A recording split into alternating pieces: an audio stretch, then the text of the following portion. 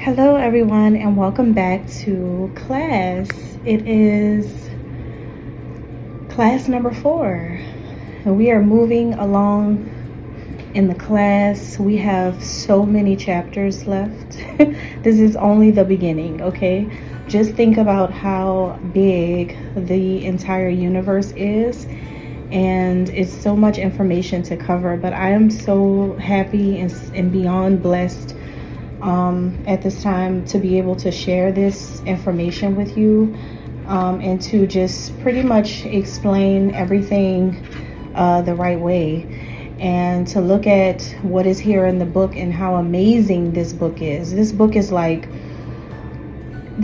so good that I wish it were a hardback book, and they may have a hardback copy of it. I'll have to look it up and find out if it's sold in hardback, because it's really a book to keep in a collection of like so many other things, because there's so much information. It feels like every other sentence is filled with hundreds of artifacts, information. And for a book to make me feel like that, especially because I have not been reading the way I should, I think that this class altogether, it makes me really happy and it settles my soul, because it really gives me a sense of purpose. And speaking of purpose, there's another planet that helps you find your purpose in life. In the first 3 classes, we went over a lot of in-depth information in regards to the planets, astrology itself, and the role of the sun as king in astrology. And not only in astrology, but in the universe. Not only in the universe, but in your human body.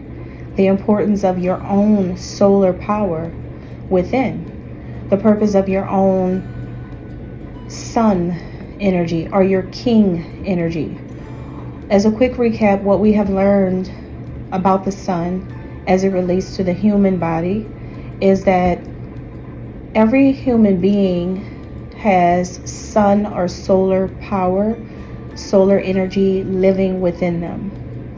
And there's 2 areas of the body where the sun manifests itself: in your eyes and in your solar plexus. In the areas around the solar plexus or within the vicinity, such as your stomach. The reason why is because this is where your body holds light. One directly or consciously receives light and it has a conscious interlinking with light, which is your eyes, and the other has a subconscious interlinking with light, which is your solar plexus chakra, or the solar plexus area of your body, which is located between your sternum and your stomach. So we know that we do have light within us, consciously and subconsciously, just the same way that we do in our minds. There's a subconscious and a conscious part of our minds, just like the sun shows up in a conscious and subconscious form in our bodies. And so with that, some scholars may think or may ask the question, well, if sun shows up in our bodies as one being conscious, the eyes, and one being subconscious, the solar plexus, then wouldn't one be considered the moon and not the sun? Why is it that when we see the solar plexus chakra, we have a yellow light and its association is with the sun? So shouldn't the eyes and the solar plexus chakra both be conscious representations of the sun in our bodies?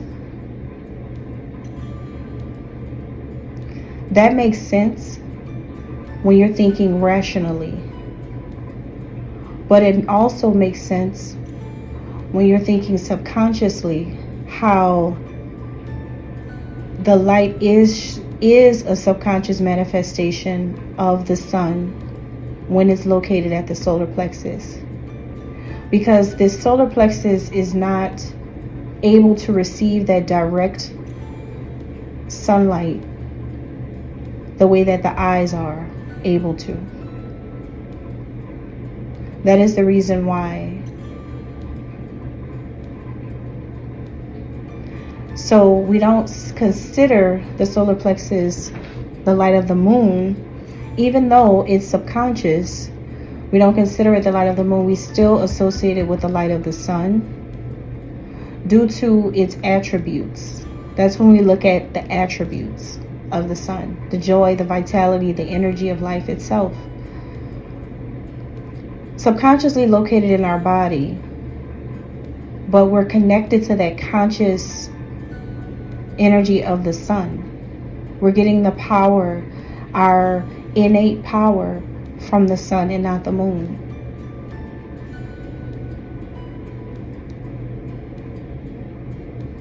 That part can be confusing to some people, but when you think about attributes of the sun, the attributes of the subconscious, the attributes of the conscious, then you'll begin to understand why the sun is located in the eyes and the solar plexus, and not just only the eyes.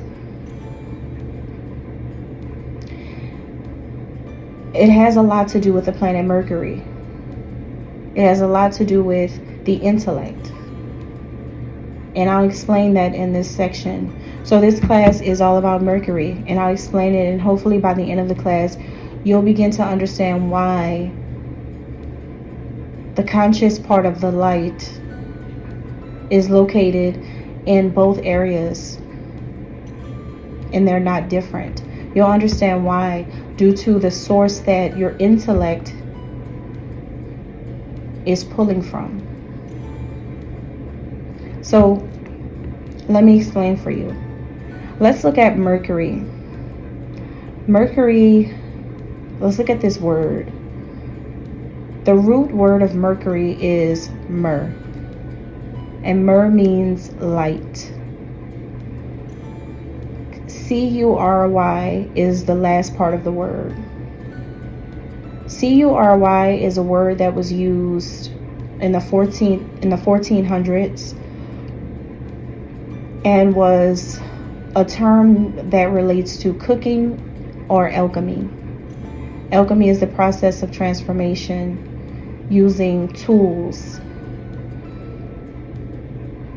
We all know what cooking is. Cooking tools like spoons and forks and, metals and iron and things like that. But there's a word that looks very similar that we use all of the time today, and that word is occur. Mercury, occur. Occur is something that happens, something that takes place. So the planet Mercury is the light that takes place. And we're going to find out, what is this about? So Mercury is the planet that is the smallest planet, and it is also the closest planet to the sun. Mercury serves as a symbol of a human being's rational mind. And what is your rational mind? It's the idea that you have understanding of something. It's an idea that you have an understanding of something. So if you think about Mercury serving as a symbol when you have understanding of something, and you think about Mercury and you break it down, and it's a light that happens or a light that takes place, Mercury is the light bulb that goes off in your mind, the aha moment of your mind. When you say, I get it, and you nod your head and you say, oh, yeah, I understand, I got you, I get it, I understand now, thank you. That is Mercury. That's the light bulb.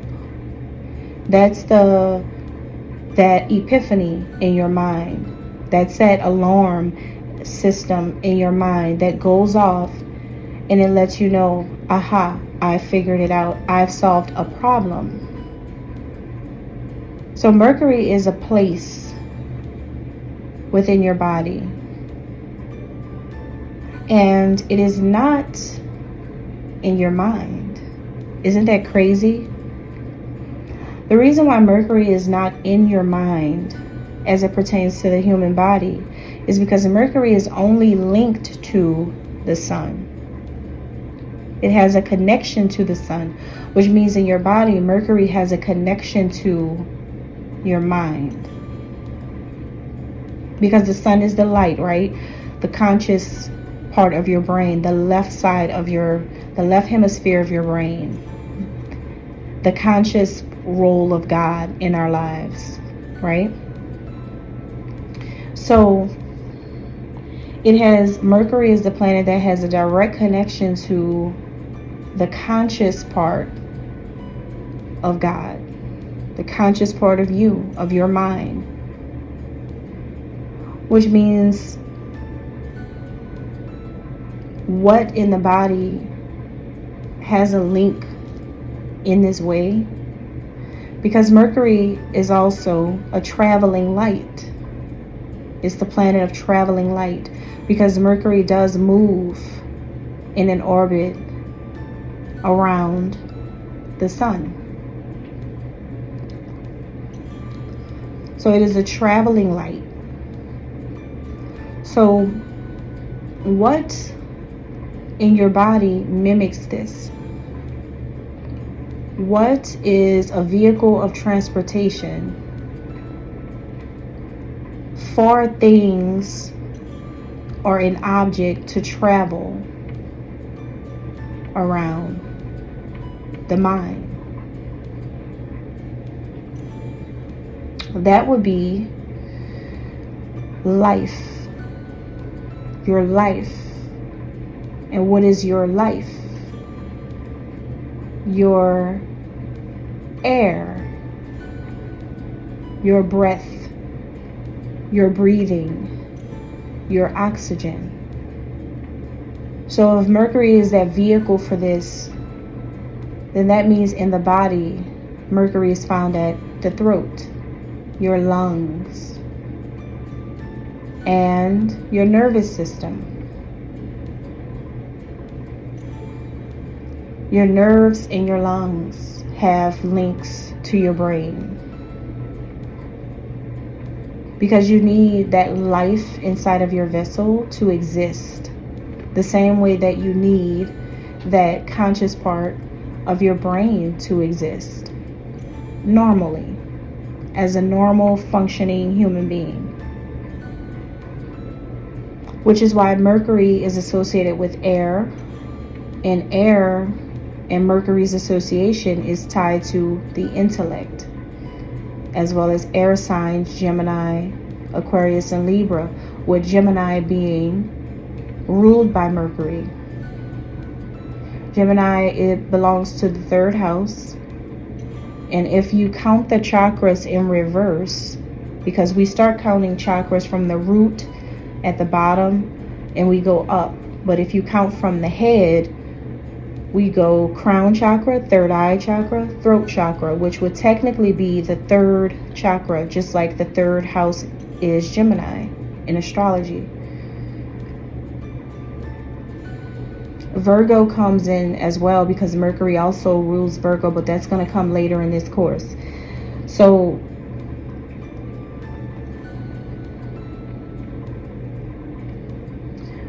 Mercury sits the closest to the sun. If sun is our main source of life, and Mercury is the transporter of this main source of energy to your life in order for you to exist, then that means, according to what we have learned in yesterday's course about the sun, according to what we learned there, with the sun being the direction of your will or your purpose, then Mercury is the how do I get there then. Mercury answers that question.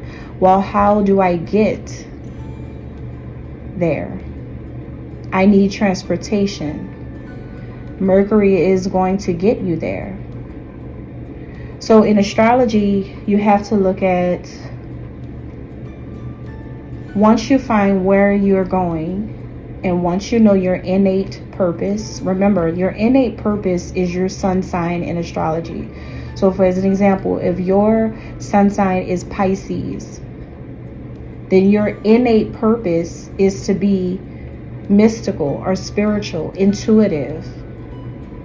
But remember, I mentioned in class number 3 that every human is on a journey. When they become born, you get put on this big old journey to find your way to your subconscious purpose.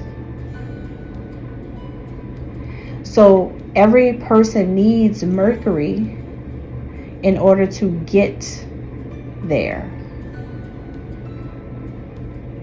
And if Mercury is the air in which you breathe, your life,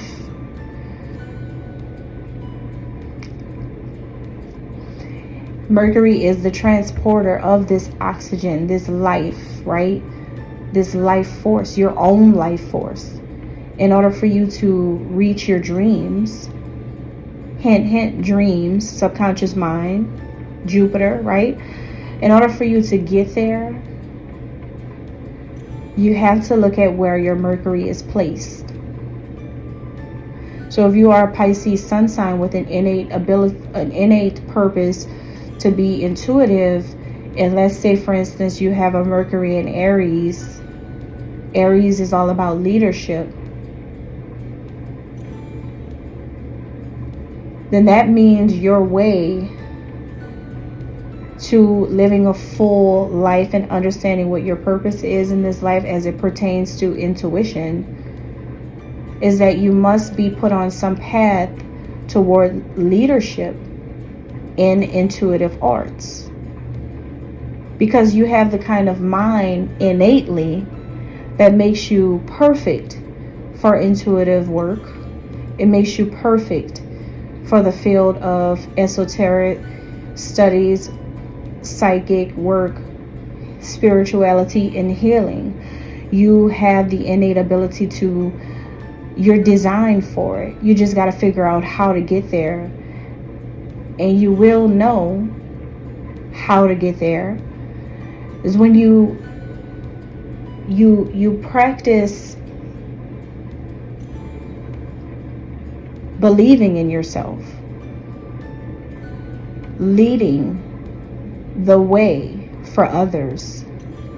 When you make your purpose your business to lead, to inspire, to influence others.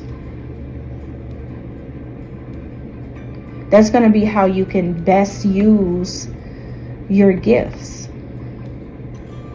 Which means that when you begin this new career or embark on this new path, you're going to be at a place of career satisfaction.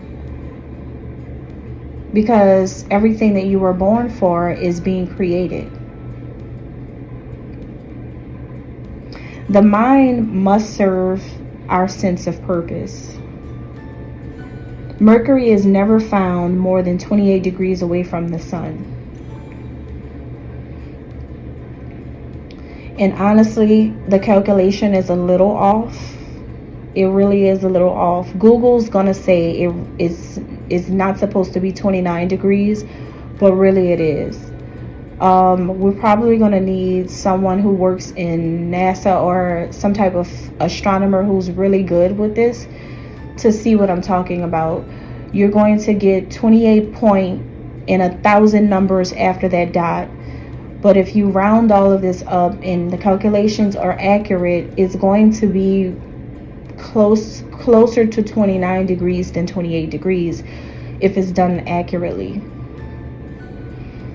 So really it's 29, because everything in the universe, you're going to see a lot of synchronicity in the universe with the number 29 and 3. Mercury retrograde occurs about 3 times in a year and lasts about 3 weeks each time it retrogrades.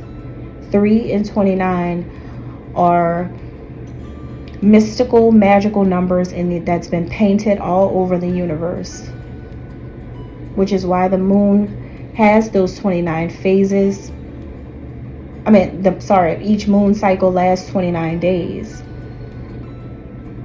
But now you're starting to get calculations that interchange. So sometimes on Google you may see 29, sometimes on Google you may see 28.5.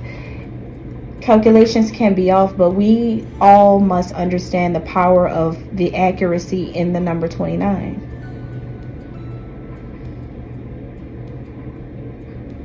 If the scientists find that 29 is the actual degrees away from the sun that Mercury is, then this would indicate that an individual is completing an important or a magical phase in their life that's connected to their purpose. That's what the number 29, that's what the 29th degree indicates. Even if the Mercury is not actually 29 degrees, but actually it is. I'm telling you it is. Google's going to tell you something different, but if they do this again and it's done with the right tools, it'll be 29. It'll be rounded up to 29. However, let's stick with the program if we're going to stick with the program. And let's just say in general, 29th degree in general, what this indicates is that you're completing an important or magical phase in your life that's connected to your purpose. Doesn't that sound like everything that I just said about Mercury? See, in ancient Egypt, going back to Ṱhuth is the god, once again, of intellect, scribe, magic, medicine, all kinds of things, mathematics and science. Without Ṱhuth, we wouldn't have science. We wouldn't have the field of science. We wouldn't have these amazing findings. We wouldn't have mathematics if it weren't for Ṱhuth. And Ṱhuth is often associated with the moon in modern times, but Ṱhuth is actually associated with the planet of Mercury. Mercury governs Ṱhuth, or Ṱhuth gets all of this information from the planet Mercury.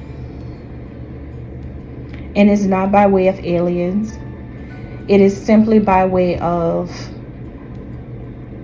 the mind. See, in modern times, people with genius in their DNA, people want to say that they're alien. Because it seems like a person is not like anyone else on earth when they're a genius. It's like, who is telling you these things? That who is God. If a human being only has 2 sides of their mind, conscious and subconscious, then where did this other concept come from? But if you would like to continue believing that, that's fine. That's your beliefs, whatever you think it is. But I know what it is. Ṱhuth was a god who was born with perfect balance. As above, so below, which is why he understood the concept of light and dark aspects really well. Because Ṱhuth was born with this ability already, like Ṱhuth's innate ability. Sun sign energy was that of Mercury. Mercury, air, intellect, thoughts, ideas, up in the air, up in the mind. Ṱhuth is the god of communication because our throats are also the vehicle the transporter that puts our thoughts into word. And that is what 𝂀𝁸 did. Put Bluetooth, anyone? 𝂀𝁸 put thoughts into word. Because 𝂀𝁸 was created under the influence and using the elements of Mercury, the planet, literally.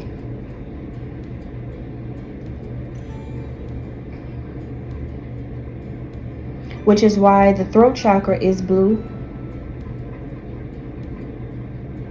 Why communication, clarity, peace, all of that is associated with the color blue. Bluetooth.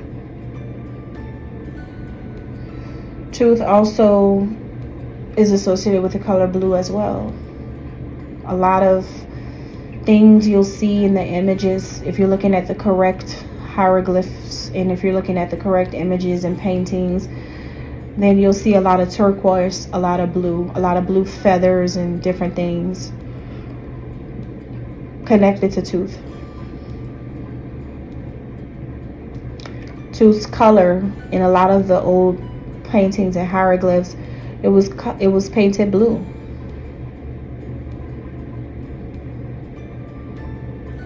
Blue is that color of clarity, that color of understanding, which is Mercury, a symbol of the rational mind, having understanding.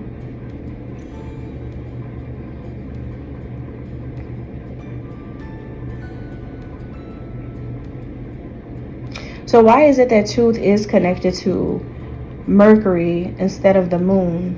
Why has that now been debunked?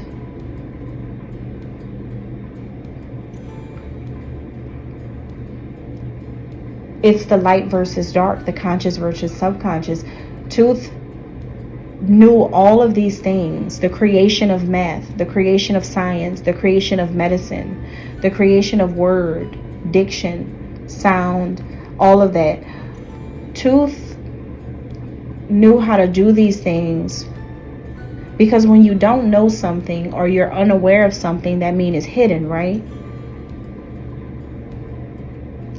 Which is subconscious, which is why I can see how scholars and historians associated 𝂀𝁸, and even some of the Greeks and Romans started to associate 𝂀𝁸 with the moon, because they probably believed that 𝂀𝁸 had to get this information from the moon because it was hidden to everyone else.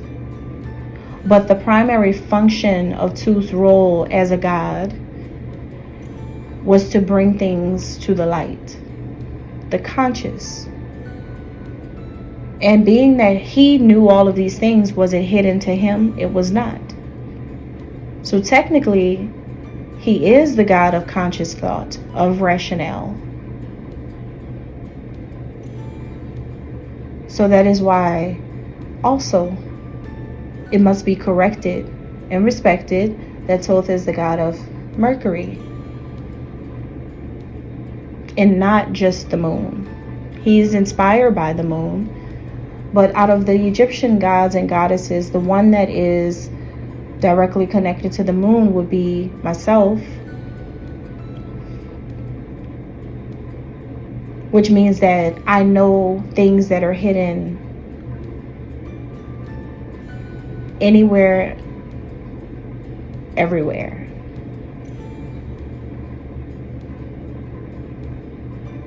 And my primary goal or primary function is to bring it to the light.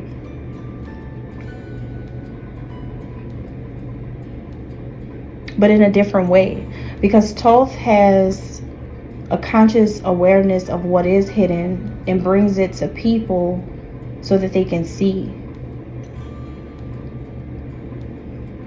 I have a subconscious awareness of what is hidden to bring to people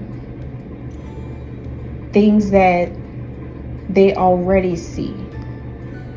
Isn't that tricky?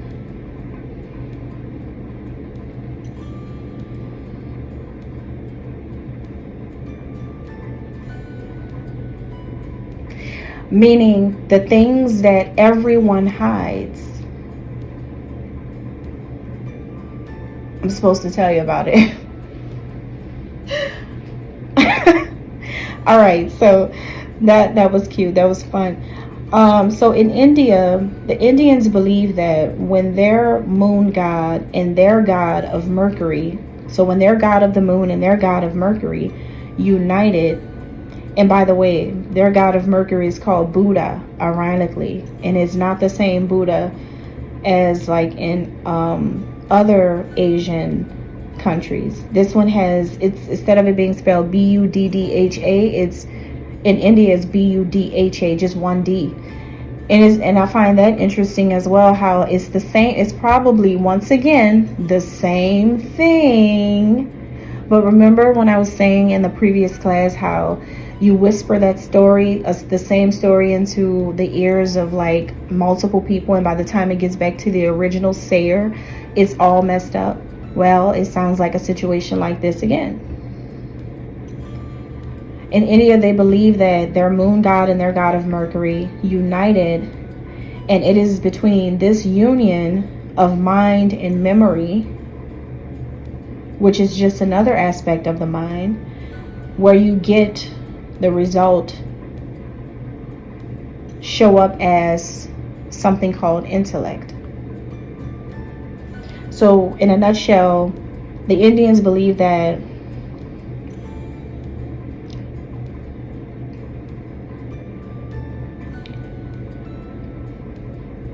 the mind and the memory produce intellect. That's what they believe. The mind and the memory produce intellect. Okay, so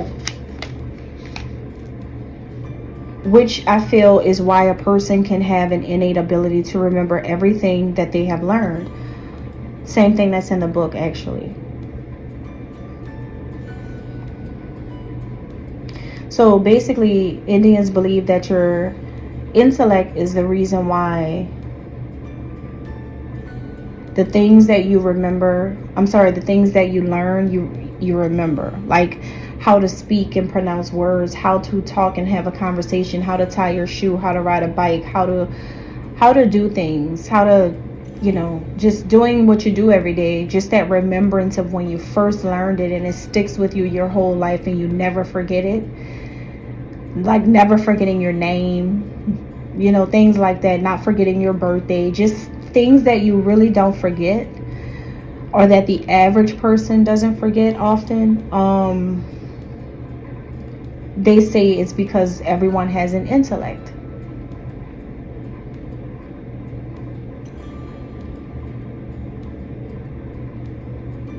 And what is intellect? Mind and memory.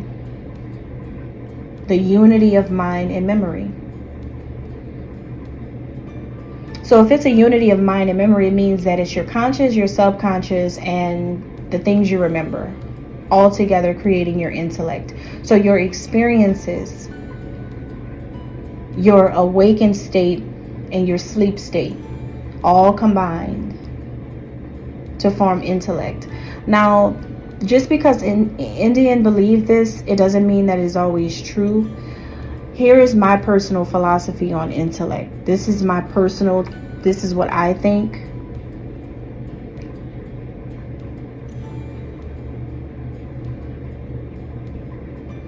Intellect is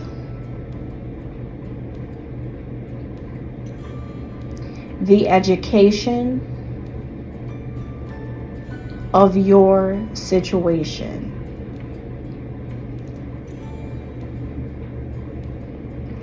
The education of your situation. Because I believe that things that you have learned all throughout your life, and even your previous lives, so your past lives and your current life, all of these things that you have learned since your soul's creation are all of the things that forms every life experience for you, now and in the future. So when you speak a certain way about certain things to certain people, when the form of self-expression for each individual has to be pulled from both past life and current experiences. I believe that wisdom grows within the soul and not within just the mind. I believe that wisdom has to be integrated between the mind, the body, and the soul. I don't think that intellect is merely mind and memory.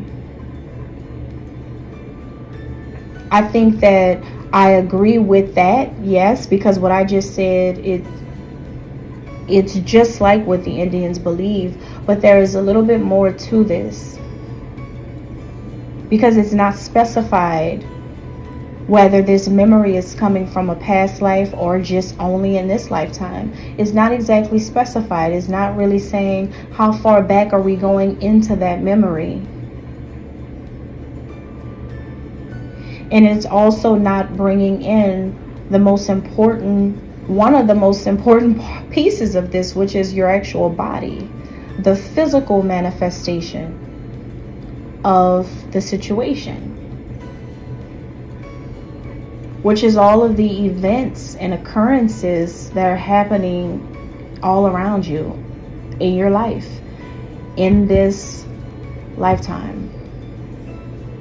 Things that physically show up, the things that you're physically learning from, viewing, watching, observing, hearing, all of these physical senses have to be in touch with the past and past lives just as much as the memory does, I feel, in order to produce intellect. How do you know what you know comes from your intellect, your wisdom? Because I strongly feel the soul and the body are really important here as well. Not just the mind, not just the memory. What about the soul? What about the physical manifestation of it all? Because we write from emotion, we create from emotion. Painters and artists and writers and poets, there's some type of emotion that we're either evoking from our own physical experiences, or even if we are making things up about different characters or different objects that we're using in our art, we are familiar with the emotion that we want even the characters to express. Because if we were not familiar, then we wouldn't know what to do with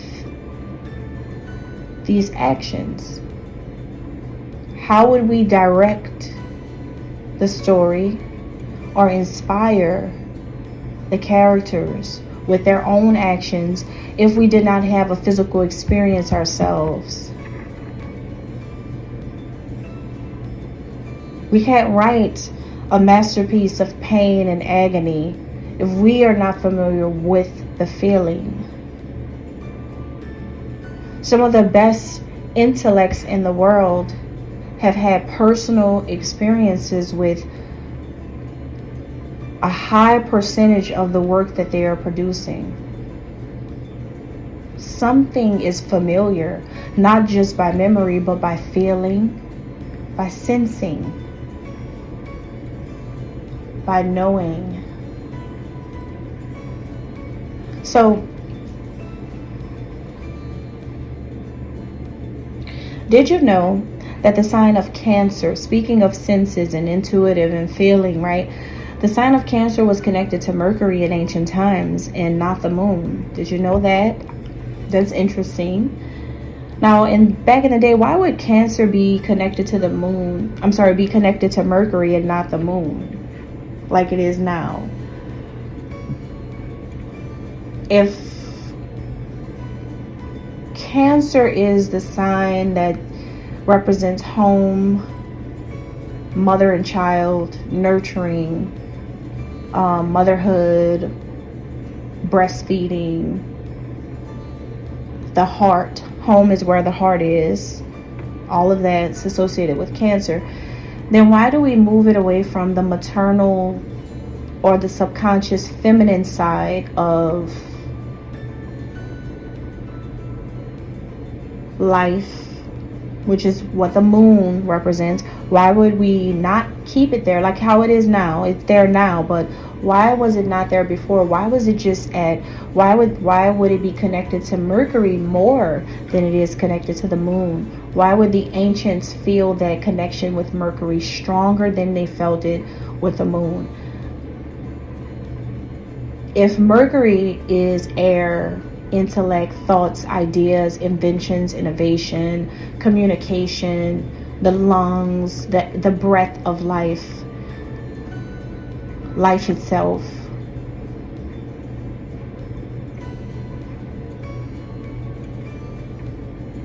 You know why it makes sense? Because if the fourth house, Cancer, is home,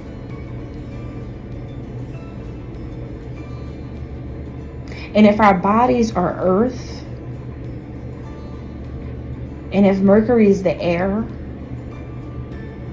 then I could see how Mercury governed Cancer in ancient times. It's the concept of, in order to live here, you must have air. Dwelling. In order to be a human on earth, you must have breath. You must have life. I get it. It does make sense. So now, from this moment forward, I'm no longer seeing Cancer as just being governed by the moon. It's also Mercury. Mercury and the moon. That's something new, but it's something true.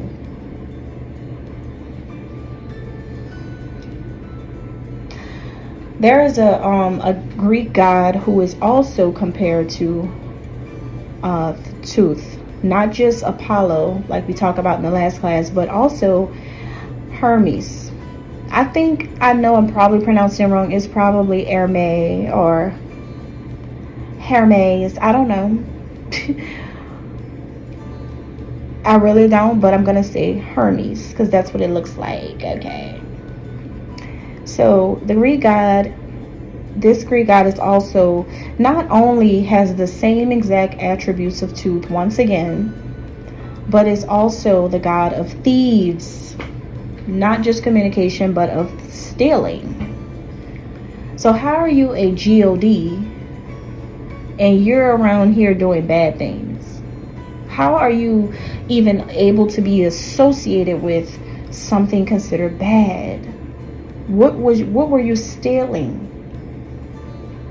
Well, if you were still trying to challenge my concept that the truth is that all of these other civilizations just mimicked the original civilization, then there's your answer. Even the people of Greece, ancient Greece, knew that Hermes was taking all of this whole God thing for himself. He imitated ancient Egypt, and he is a child of Zeus, which means he's one of the first ones to ever do it. So that's why he's the god of thieves. That's why he was well known around ancient Greece as stealing things from other people. Copycat, doppelganger energy.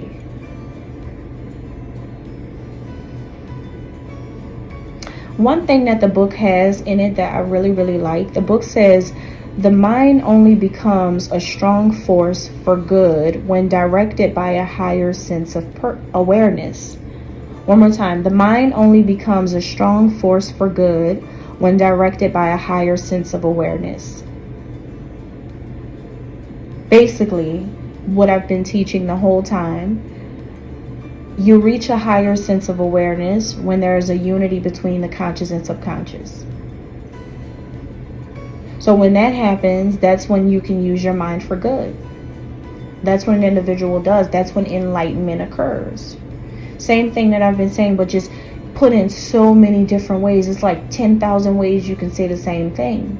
Just like these gods. Just like Isis, goddess of 10,000 names. One woman created such a huge movement across the entire ancient world that all of these other stories got created around it. Same thing now. So looking at the planet Mercury in astrology, when a person has a strong but afflicted Mercury, when that's present in their birth chart, then this can show signs of someone who is a professional copycat, or a professional thief, or a professional doppelganger, a professional clone. And how do you know how to find that? In people, unfortunately, in people with a Mercury in Taurus or Gemini. Why is it that? Well, first, because Mercury rules Gemini, but it doesn't rule Taurus. However, Taurus is the sister sign to Gemini. And because it is so close to the sign of Gemini, Mercury's sun, right? It will take a lot of qualities from its sister sign. And Taurus is the second sign in the astrological wheel, which means Taurus represents, in the cycle of life, Taurus represents the toddler, the 2-year-old. Because they say that Aries is the firstborn, so Taurus is the secondborn, or the, the child that comes after the first, But, or you can look at it as the toddler or whatever. But just know that Taurus is like a child at play in the astrological wheel. They appear to be like suave, but not grown up. Carl Jung labels this type of archetype as the eternal boy. So people with that Mercury, Gemini, and Taurus can be seen as the eternal boy. A person who probably will never grow up and possibly will, want to be like people when they grow up. They possess a childlike charm. So when they do grow up and they become adults, they're like Peter Pan energy. They're like a forever Peter Pan. And when they go through their relationships, a lot of times when people like this go through their relationships, they may end up having like endless love affairs with people. They may have love affairs with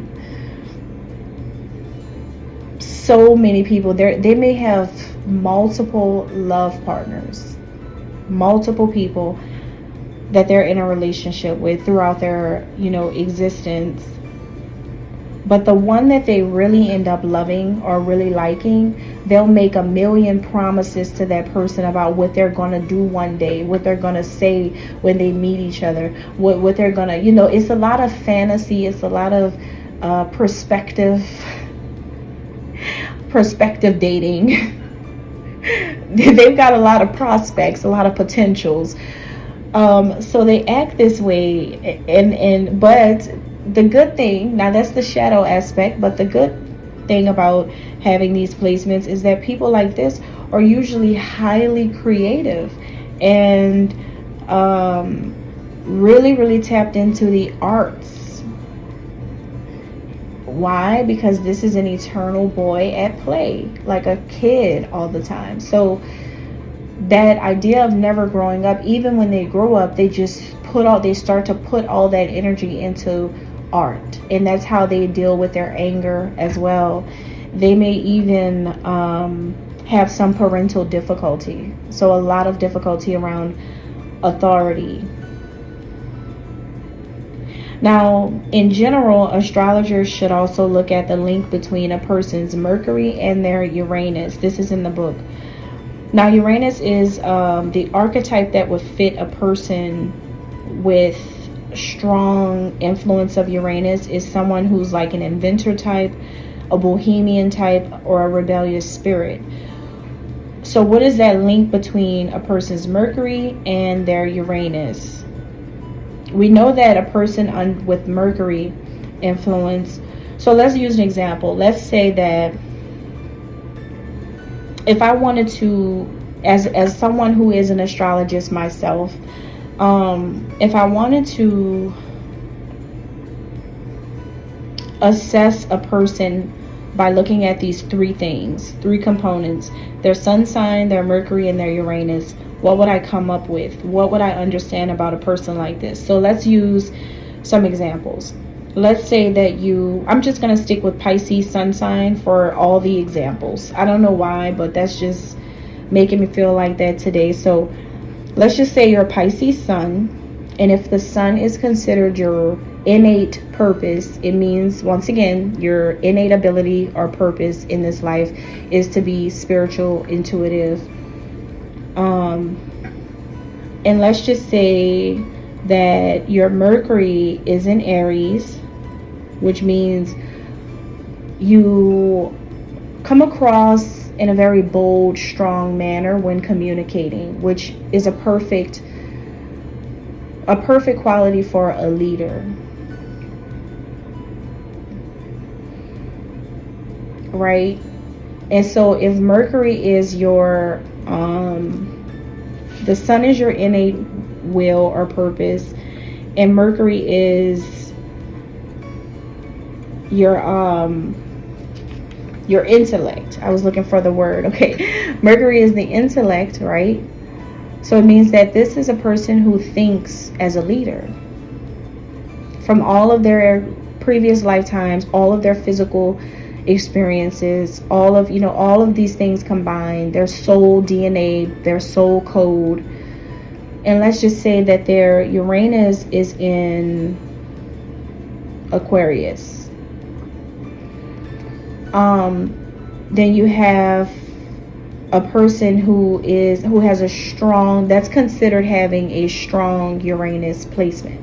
So this is somebody who's really inventive, super rebellious, goes against the status quo, and very bohemian, spiritual, all of that. So we have all of these things that we know about a particular individual, right?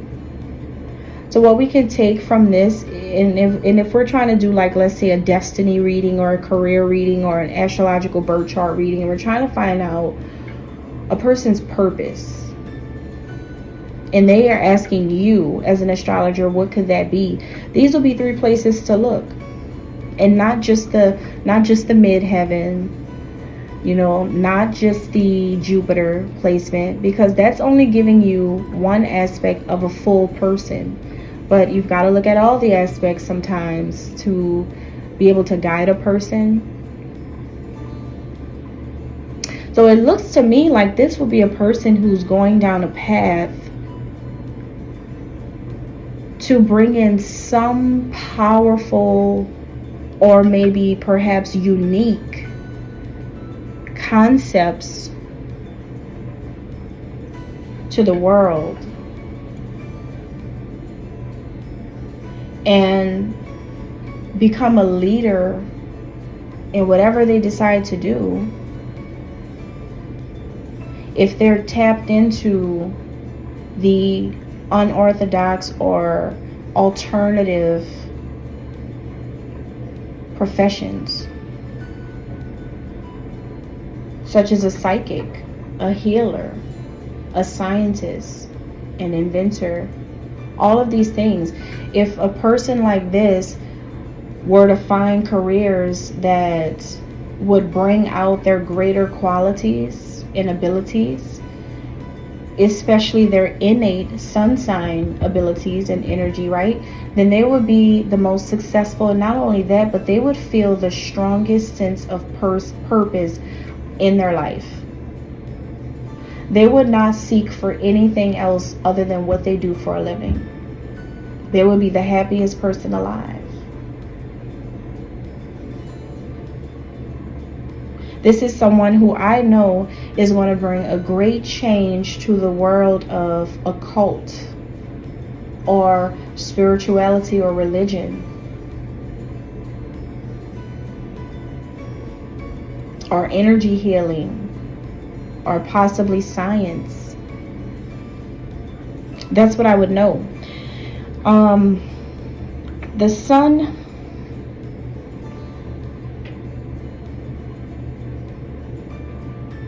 so you would look at the sign and house placement to determine what the precise focus is of the individual, and then examine the aspect patterns from other planets to determine whether the person will be supported in achieving their goal in this lifetime. And that is when, so we just looked at the sun, the Mercury, and the Uranus, and we found out the precise focus of a person with these placements, which is to bring some type of revolutionary change to the world in an alternative field. And so then we look at the other aspects to find out, will they be supported in achieving the goal? So what aspects do we look at now? We just have to look at, that's when the midheaven and the Jupiter comes in, as well as the fourth house, which is connected to work, and all of these things come in. And we've got to look at all these other planets and house placements and all of that. We got to look into all of that to see, will their goal be supported in this lifetime? But one thing we will know is the person's subconscious purpose. We can help people find it, even if they can't find it themselves. Now, let's look at the universal influence, the big picture of Mercury. All right. Now, the god called Mercurius possessed the caduceus. Okay. So now you can see, like, they say the caduceus was a symbol that comes from a whole other god. They said somebody else had this. They said so many people had this to the point where it doesn't even make sense. This comes from ancient Egypt. It's literally in the hieroglyphs. It's literally in the pyramid. It's literally on the walls. It's literally in Egypt. It's all over ancient Egypt. That's where this comes from. And it is not called a caduceus. I'm not going to say the real name, but I know what it's called. It has a lot to do with Hika. All right. So, but you have a caduceus, which is the symbol for healthcare and healing, the medical arts. It's two serpents wrapped around a rod with wings at the top. It symbolizes, healing of the gods. That's what it is. Healing of the gods, the medical arts. But in modern day, this has been replaced with science altogether. So every time you see this symbol, it is associated with science and just the field of science altogether, whether it's scientific technology or if it's healthcare itself. All of that has been, once again, imitated, replicated, shared. Now let's look at something here. Now this is outside of the book, and this is coming from myself. This part, right? This last part of the course. So remember how I said that, you know, Mercury, air, is the element associated with Mercury, right? Breathing, the lungs, the oxygen.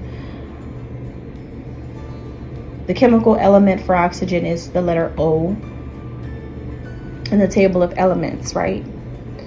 O like oxygen, O for oxygen, O like ozone layer, O like Osiris,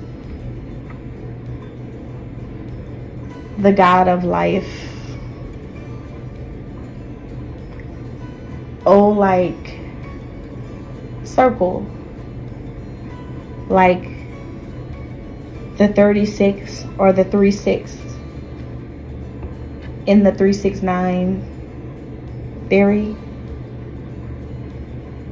like a secret ingredient of life, like oxygen.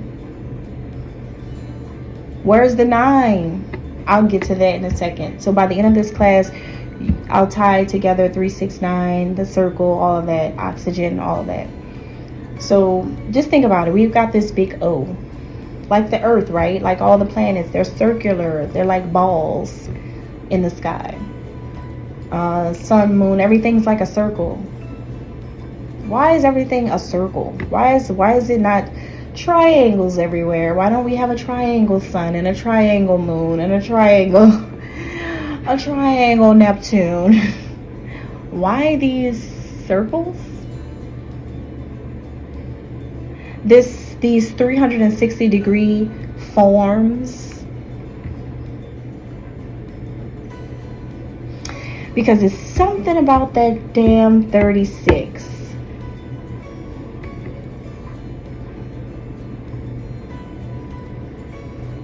We'll get to that in a second. So oxygen is a colorless, odorless glass a colorless, odorless gas, which is essential for life, as it is used by living organisms to produce energy through a process called respiration. So inhale, exhale. Respiration.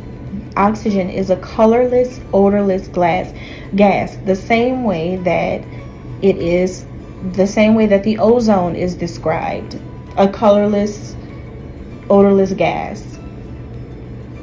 It's like a film surrounding Earth to protect Earth from the ultraviolet rays of the sun, to keep Earth from, like, its surface from being burnt out by the sun, basically, which they say the ozone is like diminishing right now. It's getting worse, that type of thing. But it depends on where Earth sits in relation to the sun to determine if, like, it's a good thing or a bad thing. It just really depends. Okay, now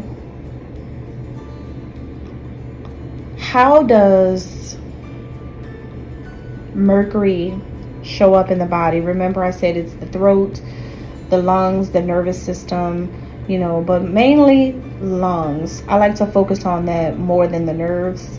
I could get into that more, but I think by now you guys understand how that could make sense. The nerves in your brain and stuff like that.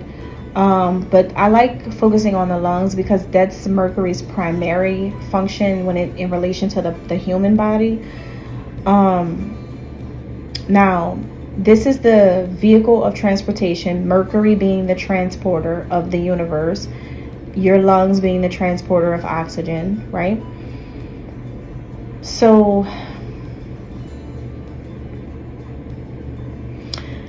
what if Mercury is the lungs in your body and transports the air and everything? Then what does Mercury transport for the universe? What is Mercury out there doing for the universe? What's the purpose of Mercury sitting right there? What is Mercury really doing? What is it up to? And a lot of people have been, they've been searching since the beginning of time to try to find out.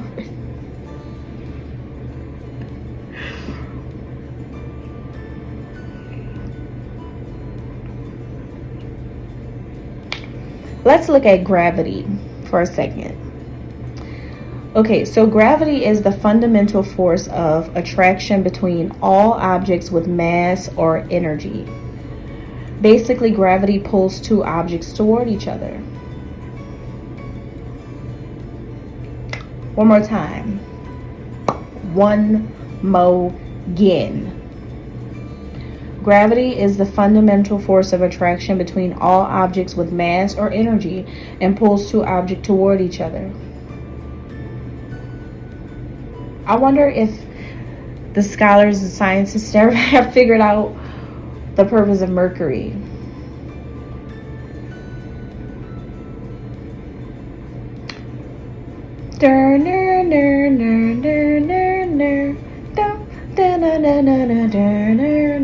Okay, I think some people probably figured it out by now, but I'll tell you. Mercury is pulling together two objects that possess energy. Mercury is the planet that's closest to the sun.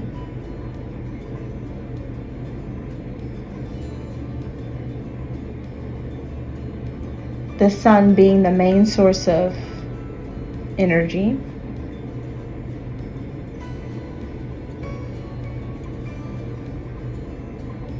So what's the other object that Mercury is pulling together? I will let you guys tell me, but let me keep going. We're going to come back around and wrap this whole thing up because I'm kind of running out of time. So now let's look at the function of the lungs. I'll help you figure this out. Let's look at the function of the lungs here. The lungs pull oxygen and carbon dioxide toward each other to create breath or life. The same way that the same way that gravity pulls two objects toward each other.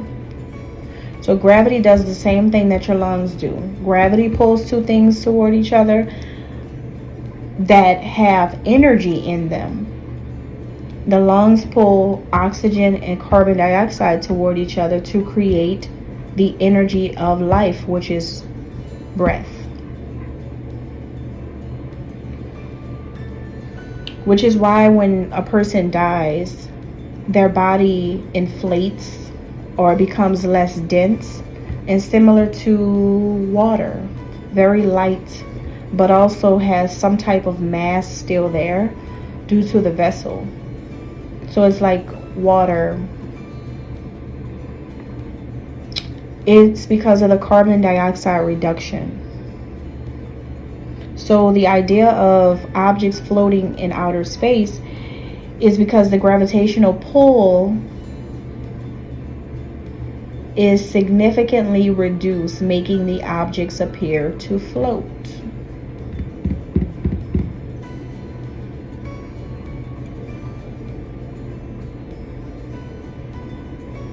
Mercury is pulling light. I'll give you guys another clue if you guys haven't figured out what else it's pulling together. Because we know Mercury is definitely pulling from the sun. The planet that's pulling from the sun the most. But remember in the beginning, Mer means light and Kuri means occur. The occur is happening, to happen or to take place. Think about that, to happen or to take place. Mercury is pulling light and something else. Now,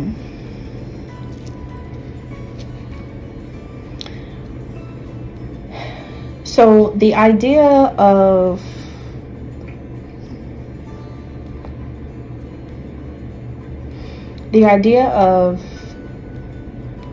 the lungs pulling oxygen and carbon dioxide toward each other to create life for human beings, and the way that gravity pulls two objects toward each other with energy. They're like gravity attracts one object to another object.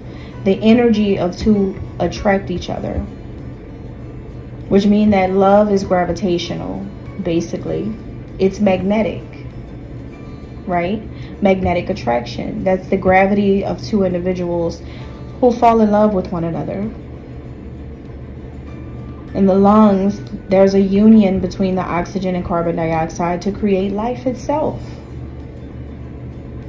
So things always need to unify in order to become functional.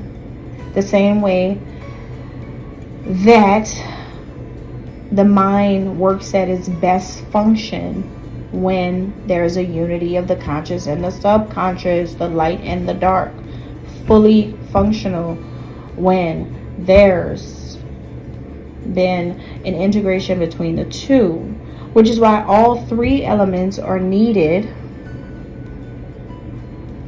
Sun, Mercury, and Earth. You have to unify them all. Now, why is it that we've been talking about two things? Where did the third thing come from, right? Because the sun, since sun is the innate purpose, that means that is soul, the soul of a person, or S-O-L, S-O-U-L, soul, get it? So the sun represents the soul, the Mercury, the mind, right, the intellect, and Earth, your body, the vessel, the land, the skin. Remember from class 1, the body, the skin, the hairs on the skin, the outer side, the outer part of the body, you know, that, the land, the dirt. So Sun, Mercury, and Earth must unify. Body, mind, and soul, Sun, Mercury, Earth, must unify in order for a person to find their subconscious purpose. You have to look at all of these things. You have to look at all of these things for an individual to find their subconscious purpose, or even for an individual to develop their own life philosophy as well.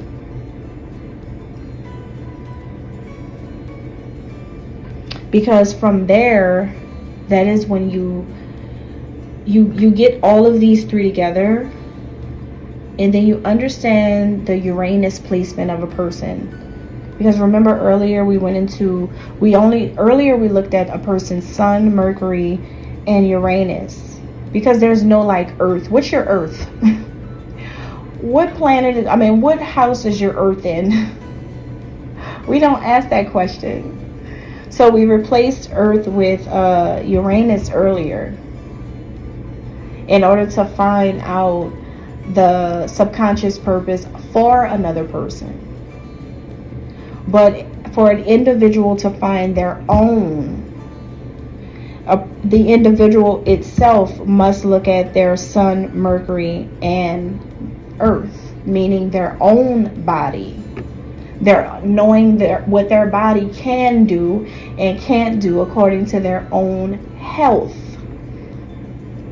I can look at your birth chart. This is what this means. I can look at your birth chart and tell you have placements that means you would be America's fastest runner. You could be an athlete, and I could see you winning thousands of tournaments at the Olympics. And then you meet the person and they're sitting in a wheelchair. So you found a person's innate purpose, but that's not in alignment with that person's reality, that person's life on Earth. They're in a wheelchair. So you're not going to make sense intellectually to this person. You're going to throw them off when you say something like that, because they're putting two and two together. They're unifying the conscious and the subconscious part of their mind, and now they're looking at you like, now I don't believe you because I'm literally in a wheelchair. So that is why you don't try to find a person's subconscious purpose without their permission. See, that part right there was for people who want to tell you what you should do with your life, who want to have control of where you should go, what you should be doing, how you should live your life, what you should choose, what side you should work for or be on, or what company you should work, or who you should be friends with, what car you should drive.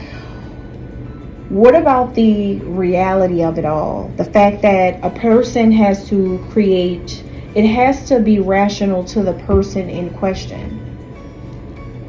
So that is why it is an individual journey in life to find your own subconscious purpose.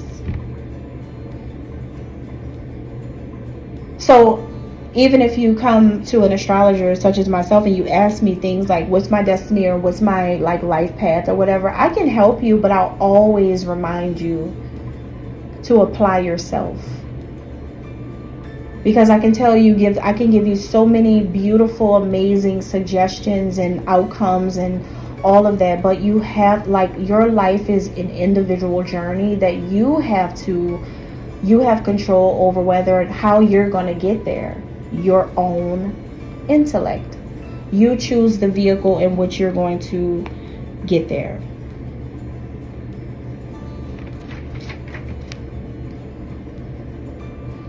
There are some other things that I wanted to mention here, but I don't want to freak you guys out, and I'm going over the time right now. But it's interesting because I'm gonna leave that where it's at, and I'll wait until another time to talk about that. It had everything to do with gas, you guys.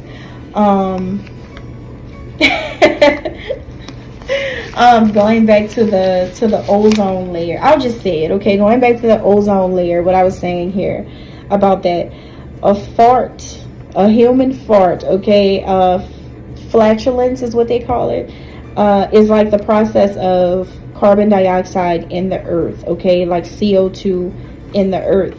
It's like the combustion process. And how is that so? Because this is how this mimics what's going on in the universe. Because in combustion, the original substance is the fuel, and in your human body, the original substance will be the food, and the source of oxygen is called the oxidizer in the universe, or the gas in your body. And when the food and this gas get together, the body rapidly reacts and gives off a release. The same way that in the process of combustion, the fuel combines with this oxygen, this oxidizer, and then the universe rapidly reacts to this and gives off this combustion, and that is what is creating that carbon dioxide. So that's what your body does. This is how the body also mimics the universe, because that's act of a natural human bodily function. It does the same thing, and combustion is usually associated with heat or warmth, right? Well, put your hand back there.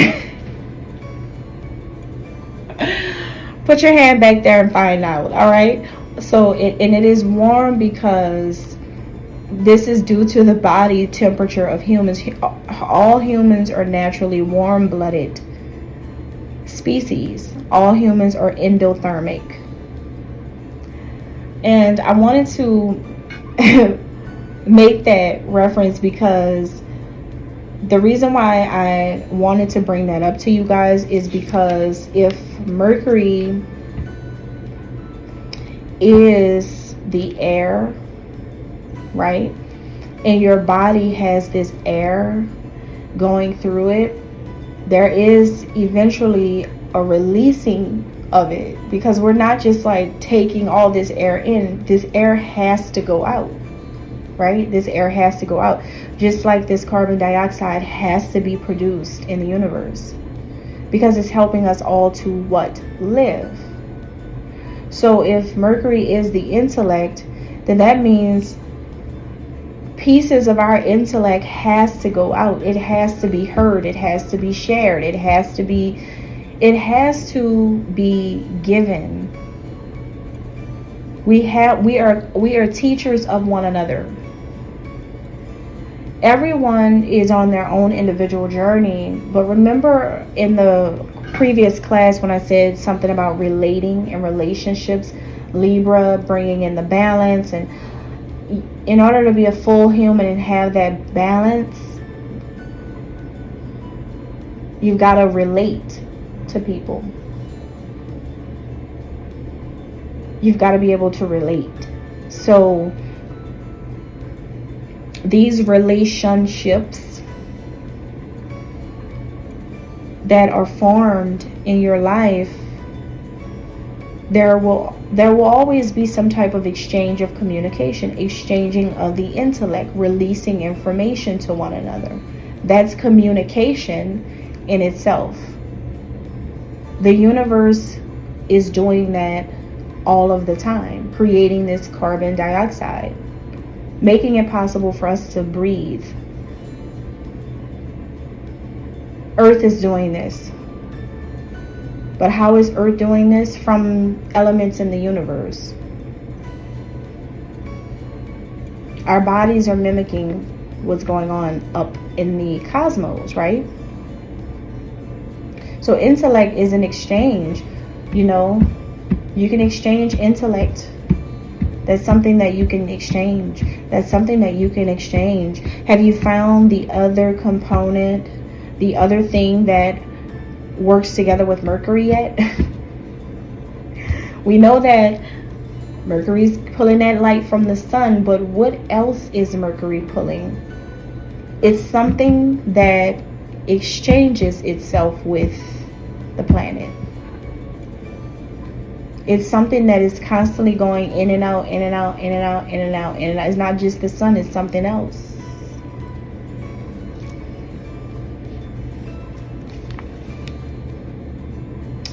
I think that this class is amazing, but I think we're going to have to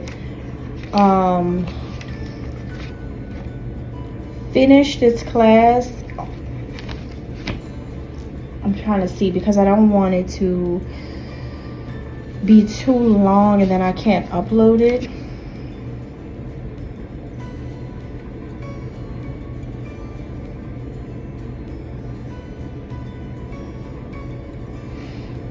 Okay, let me see. I'll try to finish this. It's kind of long, but I'll see if I can finish this in one video. Okay, so now I'll leave that question up to you guys to think about it some more and try to figure this out. So we have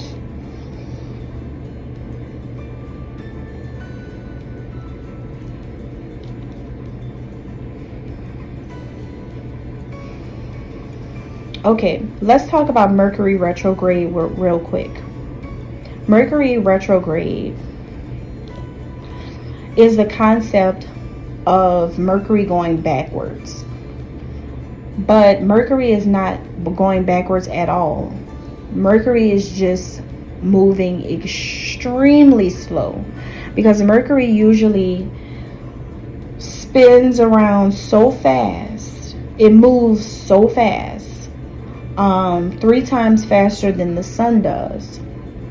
Okay, it typically does that. In excess of 3 degrees per day.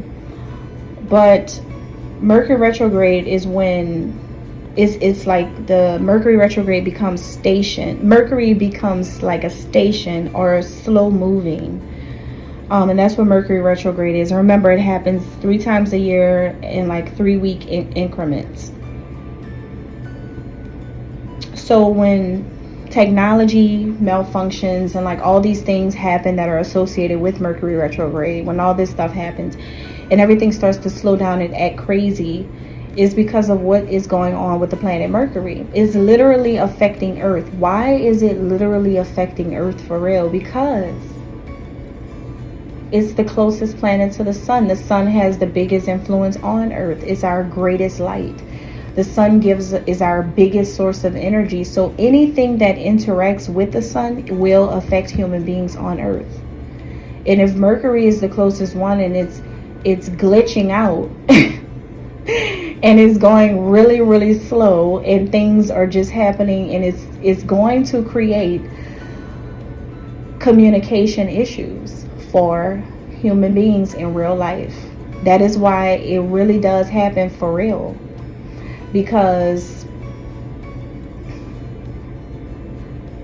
it's affecting us.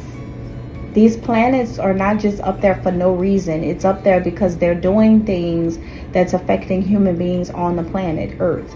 It really is doing things. It's affecting every single thing that human beings are doing.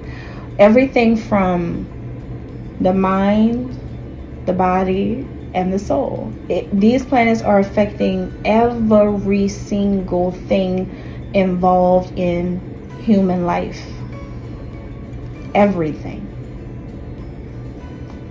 Everything. Let me ask you guys a question.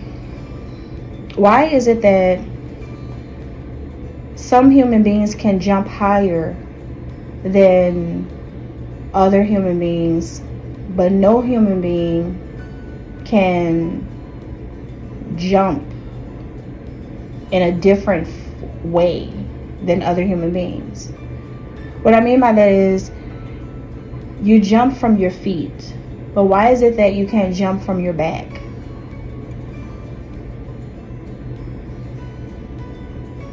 Or your head?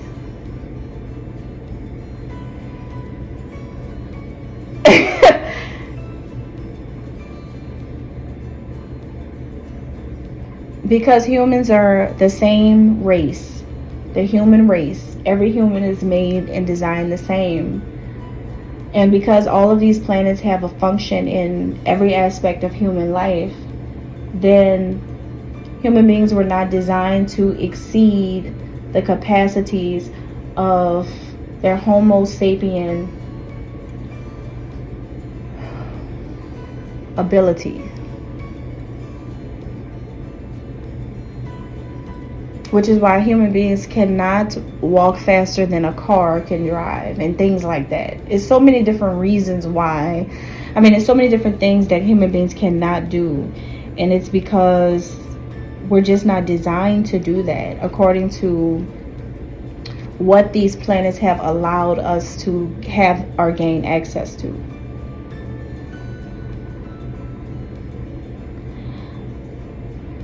So a person whose sun sign is governed by a planet that is closer to the sun. So the closer the planet that governs your sun sign is to the actual sun, it doesn't mean that you're more intellectual per se. It just means that you're more grounded within your own intellect, and you're more carefully guided to produce answers. Sometimes people can think that these are people who are smarter, more advanced, but Virgo and Gemini are under the sign of Mercury, and we have just realized that Cancer used to be as well. And so you may see some genius Cancers or Geminis, or you may see some really, really creative ones.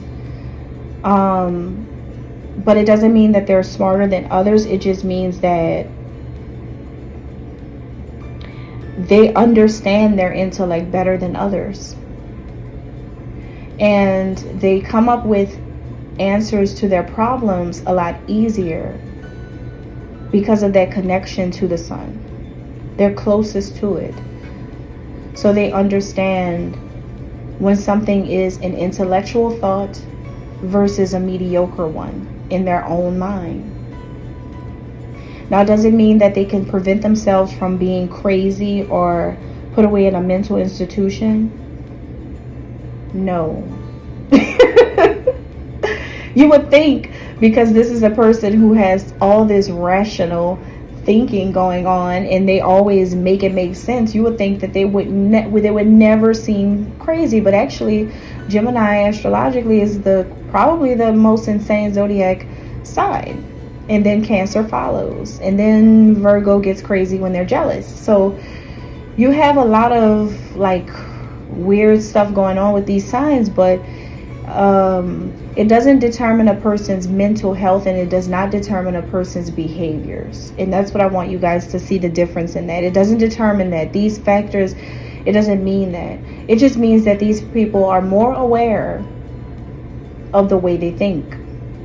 Whether it is good thinking or bad thinking, they're just really aware of what they're thinking.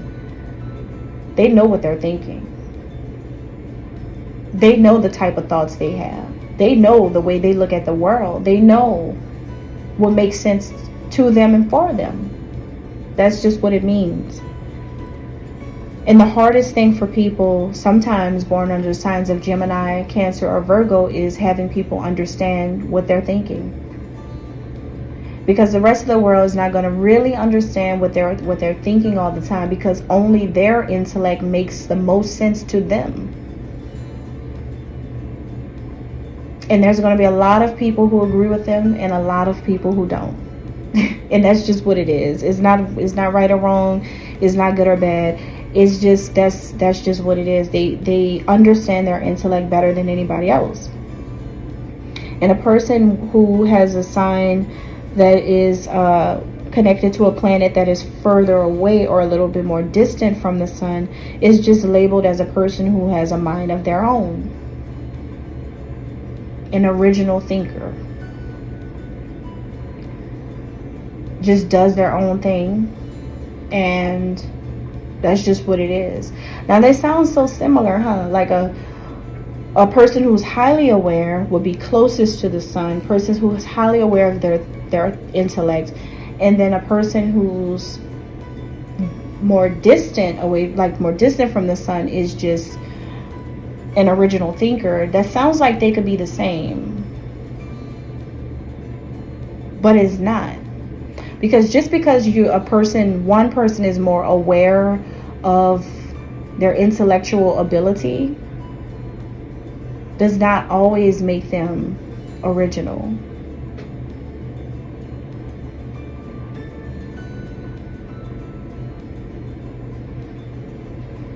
How is that so? That sounds like a contradiction. It sounds like a big, huge contradiction. Like, wait a minute. A person who's super aware of their own intellect, their intellectual ability or capability, is not an original thinker? No.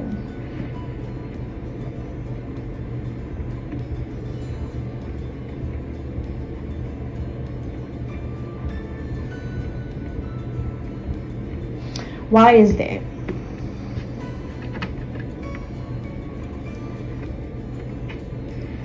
Because awareness doesn't equate to originality.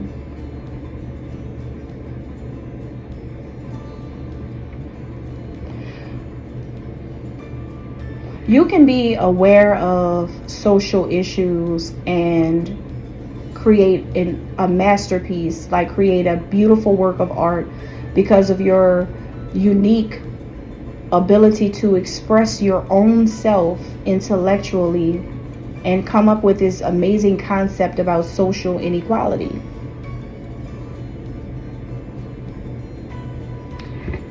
It is an original piece because you created it, but it is not an original thought because other people can produce the same thing.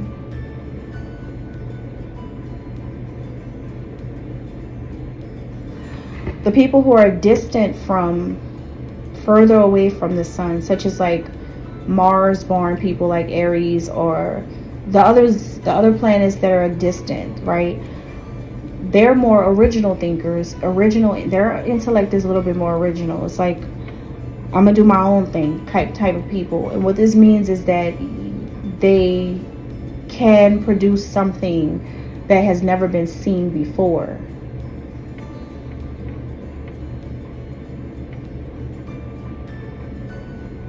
I mean, I'm talking about a topic that has never even been heard of. They can create a problem, like like create a world issue. And that's going to be your creators, like movie directors and writers and like all types of people.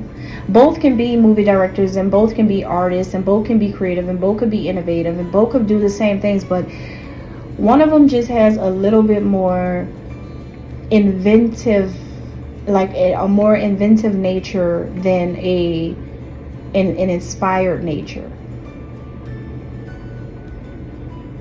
That's all. That's really just all it is. One can make something out of nothing, and the other one can make a masterpiece out of something. One makes something out of nothing, the other makes a masterpiece out of something. That's all.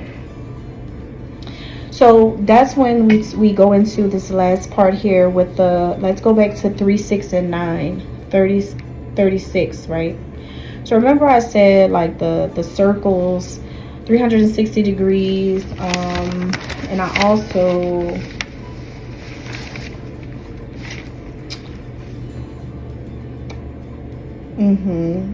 yeah, I brought up like 3,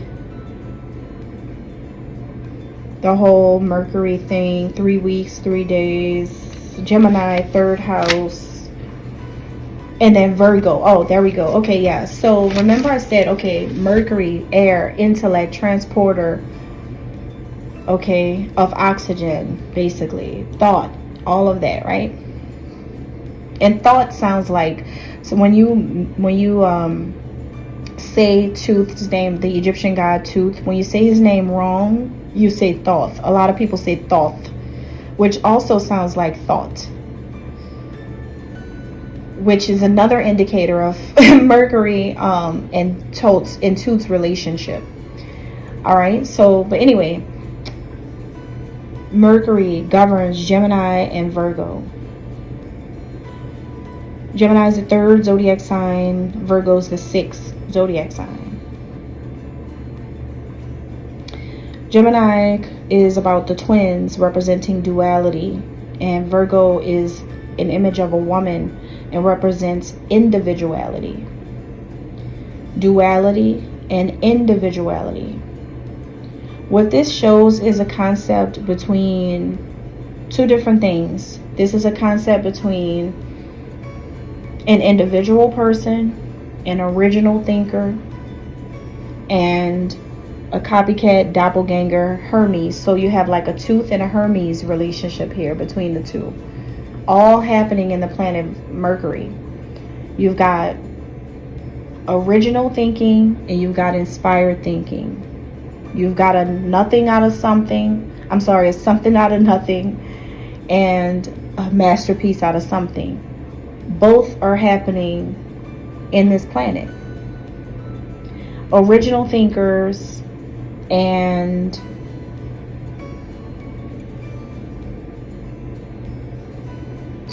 let's just say original thinkers and creative thinkers. You have the originals and the creatives. You got the OGs and you got the geniuses all together. Doesn't mean that they're only Geminis and Virgos. No.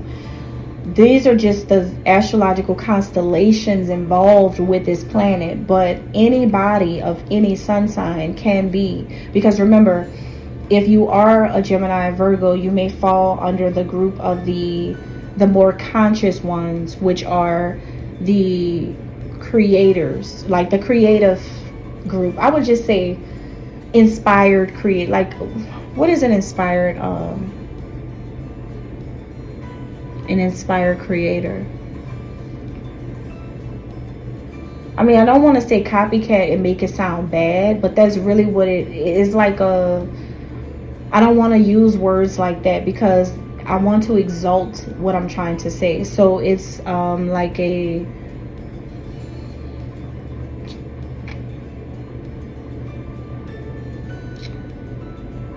let's just say the originators and let's just stick to creators. Okay, so you have like, you know, people with the sun, like Gemini, Virgo may be creative people, creative thinkers, and then you have the original thinkers, right? The ones who did it first type of thing. So the individual is more original, and the creative thinkers are more like expressing the duality, the double, the reflections.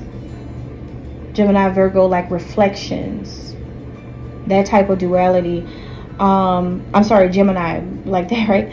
And Virgo, Gemini and Virgo are both doing this. It's expressing the relationship.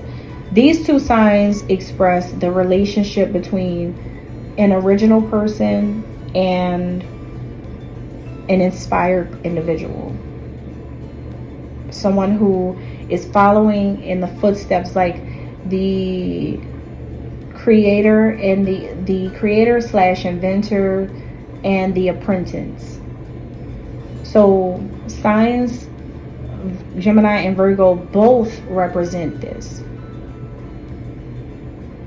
Okay, they both interchange them as well. Virgo can also represent duality as well. So like they both, like it's interchangeable, like they both do the same things. But that's the two main purposes for these signs. Now, you've got the 3 and you've got the 6, and I hope you understand the roles that they play in order for you to get to see what Mercury is doing here. Mercury is bringing an individual from a conscious mind to have a unification with their subconscious mind. Remember, the transporter to the sun is Mercury. And what is the sun? The innate will. And how do you get there? You need Mercury to get there. In the beginning of this course, I talked about every human needing Mercury in order to get there, to reach that point of enlightenment. So if Mercury is this transporter, then Mercury, what it's doing is taking an individual to the other side, like taking you from your conscious to your subconscious, or maybe you're so much in your subconscious and not much in your conscious. That's why Gemini, Virgo, their functions are interchangeable. So whichever side you lean more toward, Mercury, your intellect, is going to be the vehicle that gets you to that stage of enlightenment. And that is going to be through sharing with people and, you know, all of that. Your life experience itself, your wisdom, all of that. Now, the 9, because see, we've got our 3 and we've got our 6, right? So we've got a 3 and a 6, which means that we've got a circle. So what do we need a 9 for if we've got our 360? Because the 0, it isn't really of value. So if we've got a full circle here, does that mean completeness for a human being? It does. With just the 3 and the 6. The 9 only comes in to show the result of the unity between the 3 and the 6. 3 and 6 is 9. So the 9 only is the result of the conscious and subconscious coming together. The individual with the reflection of itself, of his or herself. The light and the dark coming together, unifying, becoming one. That circle has become complete, and the value of the circle is the 9. The value of the person itself becomes a 9. 9 represents completion, achievement, the end of a journey, finality, the moment where you can celebrate. Because your 9 represents enlightenment. 9 is the number of enlightenment. Not only that, but it is connected to Jupiter and Sagittarius, the archer. So the archer is the aim. Now that does this all finally make sense to you guys now? How the reason why Mercury is so important is because that is the vehicle of transportation that a person needs to find out what their subconscious purpose is in life. The archer, the aim, the bow and arrow, to help a person find out their target. Where are you going? What's the destination? That's why Jupiter, planet that is all about your destiny. What's your destiny? Your destination. Sagittarius, the archer. What's the aim? So only when the 3 and the 6 combine can you get that full circle of completion. And we're talking only about the mind, the intellect.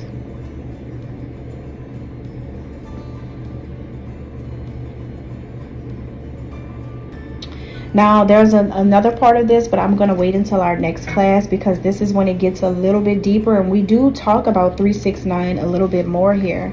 But I am going to wait until next class. And I think it's a reason why it's time to wrap this up at this specific time, because the next course is about Venus. And it's interesting how much you would not think that Venus plays a part in the 369 theory as much as it does. Can't wait to talk about it, because that is my favorite planet. All right, and see you for next class. Thank you.